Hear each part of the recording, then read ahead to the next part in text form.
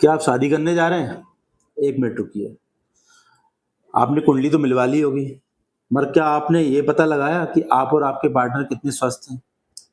ये पता लगाने के लिए आपको कुछ ब्लड टेस्ट कराने पड़ेंगे, जिससे आपको ये पता चलेगा कि हमारे पार्टनर को दोनों को थैलेसीमिया, इन्फेक्शन या आरएस फैक्टर की प्रॉब्लम तो नहीं है। थैलेसीमिया मतलब होने वाले बच्चे को थैलेसीमिया की प्रॉब्लम तो नहीं रहेगी। आरएस फैक्टर से हमको पता चलता है कि प्रेगनेंसी की प्रॉब्लम तो नहीं होगी। आरएस फैक्टर प्लस माइनस तो नहीं है, जिससे प्रेगनेंसी में कोई दिक्कत तो नहीं आएगी। इन्फेक्शन, एचआईवी और हेपेटाइटिस जो बीमारियाँ होती हैं, इनका हमें पता चलता है।